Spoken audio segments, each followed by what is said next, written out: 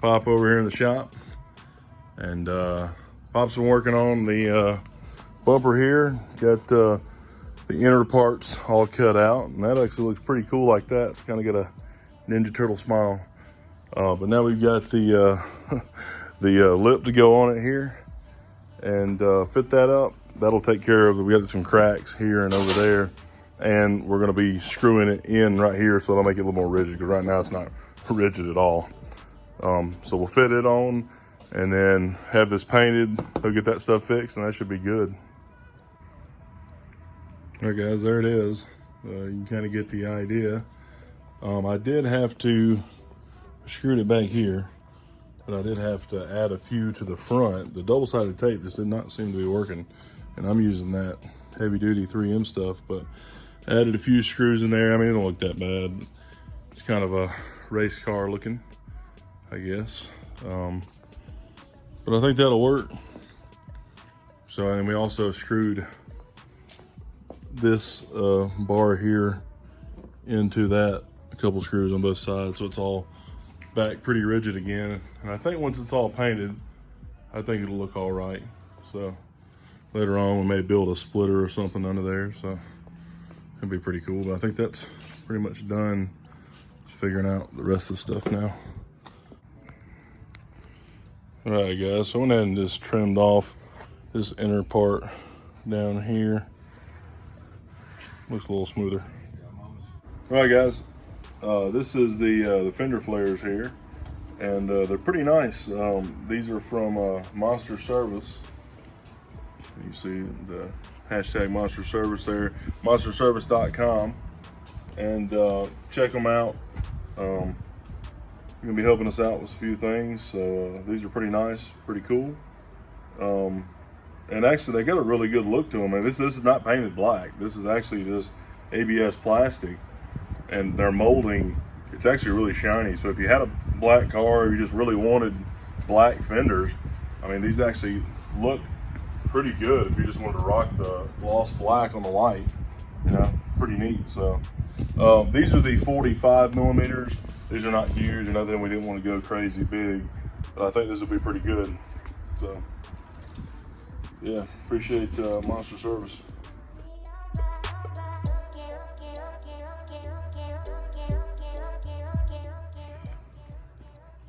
All right, guys, check that out. That looks pretty wicked. So we just threw the spacers on, threw the wheels on, and front poke's pretty good. We've got a little bit of stretch on both sets of tires, front and rear. The rear is obviously set out a pretty good bit. On the rear, we've got 1.25 inch spacers, which is not very big at all. But this is a 11-inch wheel, so it sticks out pretty far. The front has 2-inch spacers, but they're 8.5, and you can tell at the bottom they actually stick out a pretty good bit, but at the top they don't stick out a ton. So I think Daddy and I were just talking, and I think what we're going to do is get these wide body fender flares put on there and not cut anything yet, which may be a horrible decision, but we'll, you know, that remains to be seen. Hopefully it's not too bad. The suspension is somewhat stiff on here, and I mean, you can't even push it down. So I'm curious if I ease around with it and see how it does, if I'm going to need to cut them at all, or if I've got enough of a gap there to run them. So we will see. Hopefully we don't have to cut them, but like I said, if it starts grinding or, you know, touching and shrubbing a little bit, then yeah, I mean, we'll come back and have to trim some stuff out. But at the moment, it doesn't look like we're going to have to do that, and that looks pretty awesome. And I got the aluminum neochrome lug nuts. I got the spikes over there for that, you know, KDM bro stuff. So, but that looks pretty wicked. So I'm curious to see what we can make these fenders look like. So the first step with the fenders is drilling out these holes. So we're gonna find the center, just go right in the middle of them, drill out the hole big enough for our M5 bolts. So here are those bolts. And this is actually a motorcycle fairing bolt set, which was like $12, but it has some really neat looking heads on these bolts in here. So these will be pretty cool. And these are aluminum too. And then I also got a rib nut set here, and or nutserts, whatever you want to call them. And what it is, it's a rivet gun. It actually inserts a nut into the panel. So then it makes it really nice when you're taking them on and off and stuff like that. You're not riveting them on every time and drilling them out. You're not running sheet metal screws in and out. So it's a really nice way to do it. And this was pretty cheap. This was like $20 on from China somewhere. This was like 13 bucks. These were like 20 bucks for these dudes. So this is like the cheapest wide body you can go and do. And like, these are used wheels. They're not perfect, but they look pretty good on here. Used tires slapped on. Front end, that's the cheapest lip I could buy. But I think it's going to be pretty wicked when it's all done.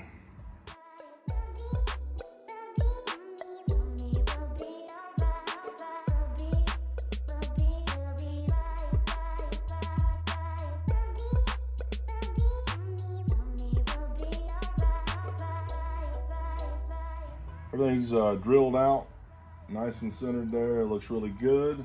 And on this one, we have this nice body line to go by. So what I'm essentially going to do is stick this edge inside of that line, and it kind of just pops into place there. And that gives me something really nice to go by. And then when we center this thing up, I've got a little bit of overhang on the front and rear, but I think it's going to be all right. We considered trimming it, but I think that looks pretty good. What do you think? I think splitting the difference actually looks pretty good. Yeah. Like I said, we're not planning on cutting anything yet. We're going to see how it works. And like I said, which may be our fatal flaw in this whole thing. But for now, I think it's an okay idea. So what I'm going to do is get it kind of lined up, and then we're going to put some pieces of tape on it right quick. And then I'm going to go through and try to mark some of the holes. And then we've got to figure out a way to mold this thing. Luckily, since this is ABS plastic, it actually molds pretty good. And then we can add a little bit of heat to it. I think it'll be even better. So yeah. Right, we got the fenders set up in place, and then we held them down and used this really neat tool. Yeah, this is a little husky one, but you push this in, and it automatically punches it for you. As you push it in, it goes pow. And I'll show you that in here in just a second. It's pretty cool.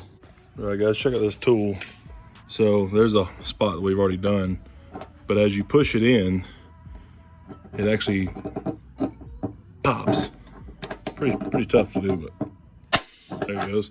It actually makes, you can see that the little divot there is bigger now. But it makes a nice little spot for you to drill by.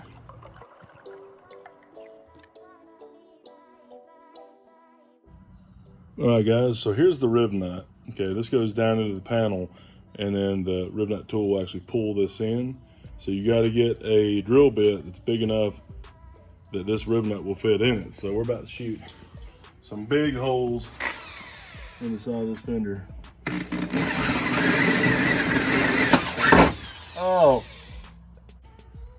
Next thing you want to do is put a little bit of paint back inside those holes so you don't have any rust on the steel. I'm using aluminum riv nuts and aluminum bolts, but you don't want any rust coming in, so make sure you do that. So this is your riv nut gun, and you see it pulls in the threads there. So the riv nut actually screws on to that inner bolt there. Make sure it's all the way down. Okay, and this goes down the hole, and you can see we touched up with paint. And this is supposed to go in there, but it's not. All right, next bit.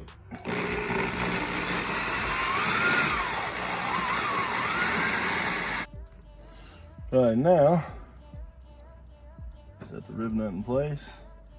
Let's see how this thing works.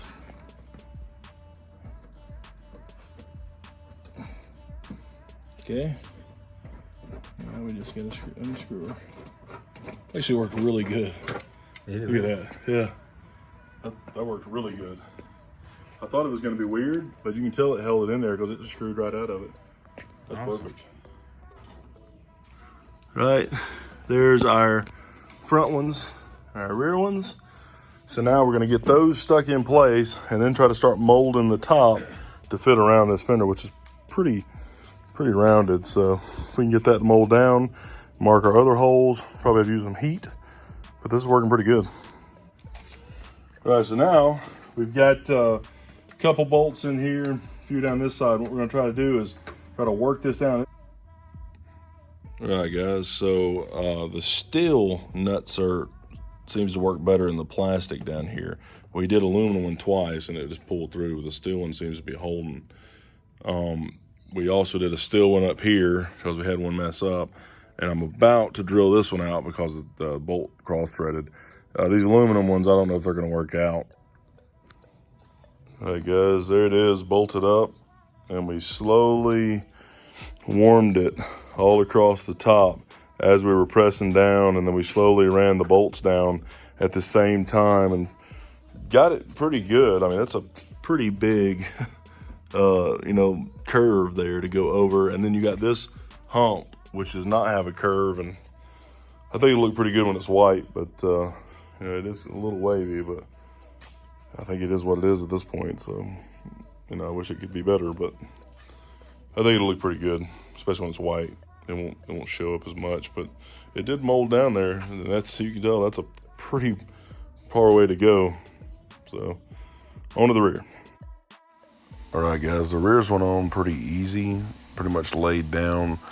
Then we just lined up the holes, drilled them out, and bolted it up. There was only one little spot we had to add a little bit of heat to.